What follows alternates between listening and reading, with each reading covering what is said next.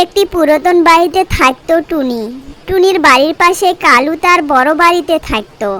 অন্যদিকে তখন বনের মধ্যে দুর্ভিক্ষের সময় ছিল। সুন্দরনগরের বনে মাসের পর মাস বৃষ্টি নেই, গাছে ফল শুকিয়ে গেছে। বনের মধ্যে এক কোণা খাবার জোগাড় করাও কঠিন হয়ে পড়েছে। কিরে টুনি, বনের ওইদিকে কোথায় গিয়েছিলি? আর বলো না ময়ূরী দিদি, বনে যে খরা দেখা দিয়েছে, চারদিকে কোনো খাবার নেই। ওইদিকে গিয়েছিলাম যদি একটু খাবার খুঁজে পাই সেই আশায়। হ্যাঁ রে টুনি, তুই ঠিকই বলেছিস। এদিকে জমিতে যে চাষ করব তাও পারছি না পানির অভাবে। বেঁচে থাকার জন্য কঠিন হয়ে যাচ্ছে। আচ্ছা ঠিক আছে, আমি তাহলে বাড়ি যাই, মেয়েটা আবার একা আছে। ঠিক আছে ময়ূরী বোন, সাবধানে যেও।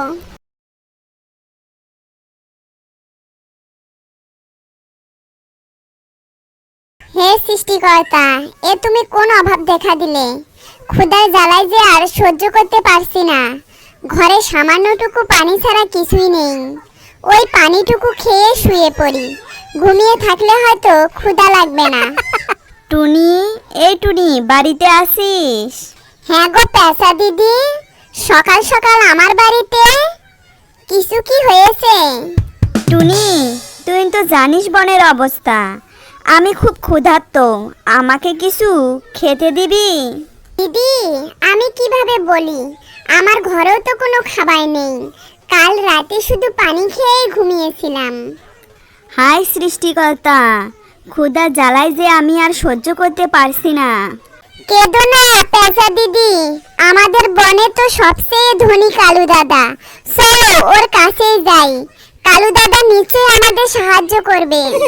হ্যাঁ টুনি বোন, চলো চলো, এক্ষুনি কালু দাদার কাছে যাই।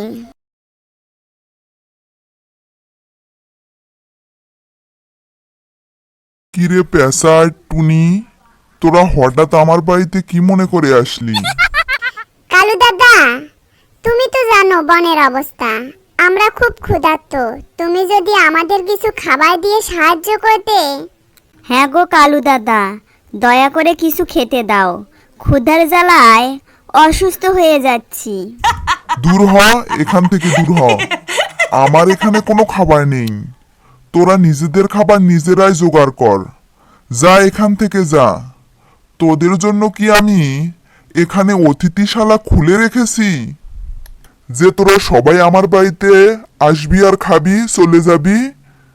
চলে যা এখান থেকে, যা। আমার এখানে কোনো খাবার নেই। গরিব কোথাকার ভিখারি। কালু দাদা, আমরা গরিব বলে তুমি আমাদের এরকম অপমান করলে? তুমি কিছু দেবে না বলে কি আমরা না খেয়ে মরবো? তোদের মতো ভিখারিদেরকে যেন আমার বাড়ির আশেপাশে না দেখি। হে সৃষ্টিকর্তা, আমার মেয়েটা ক্ষুধার জ্বালা সহ্য করতে পারছে না।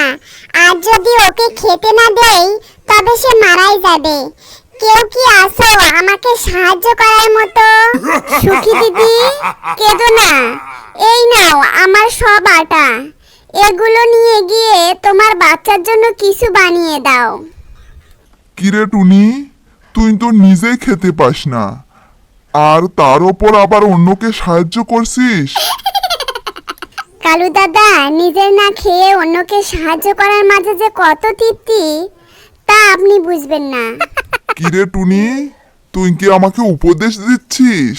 তোর তো সাহস কম না। কালু দাদা, উপদেশ নয়, এটি হলো ভালো কাজের গুণ। যা যা, আমি তোর মতো অত মহৎ হতে চাই না। নিজে না খেতে পেরে অন্যকে খাওয়াচ্ছি, গরিব কোথাকার।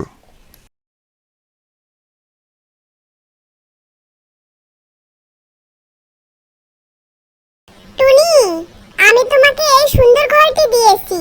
তুমি সৎ ও উদার, তোমার উদারতায় আমি দেখেছি। তাই আজ থেকে এই বাড়িটি আর সব ধন সম্পদ তোমার। পরি, আমি তো বিশ্বাসই করতে পারছি না। তোমাকে অসংখ্য ধন্যবাদ। আমাকে ধন্যবাদ দিতে হবে না টুনি। যে সৎ এবং উদার মনের মানুষ, আমি কেবল তাকেই সাহায্য করে থাকি। টুনি যদি দান করে ঘর পায় তাহলে আমি আমার সব সম্পত্তি বিলিয়ে দিয়ে রাজপ্রাসাদ পাবো। এই ময়ূরী, এই খরগোশ, আয় আয়, আমার কাছ থেকে টাকা আর খাবার নিয়ে যা, যার যা কিছু লাগে সব নিয়ে যা। কালু দাদা, তুমি জীবনে কাউকে কিছুই দাওনি, আজ টাকাও দিচ্ছ যে তবে? আরে না না, এসব সত্যি দিচ্ছি। এসব করলে পরি আমার উদারতা দেখে আমাকে রাজপ্রাসাদ দিবে, তাই এসব করছি। টুনি, তুই আমার সাথে চালাকি করেছিস। তোর জাদু টোনার কারণে আমি সব হারালাম। এখন তোর বাড়ি আমি দখল করে নেব। বের হয়ে যায় এখান থেকে, এক্ষুনি যা। কালু দাদা, তুমি কি বলছো এসব? শয়তান কালু, তোর এত বড় সাহস! তুই লোভের কারণে সব হারিয়েছিস। খবরদার, আর একবার যদি টুনির ক্ষতি করার চেষ্টা করিস তবে তোকে উচিত শিক্ষা দেব। হায় হায়, নিজের লোভের কারণে সব হারালাম। টুনি, তুই আমাকে ক্ষমা করে দে, আমি বড় ভুল করে ফেলেছি।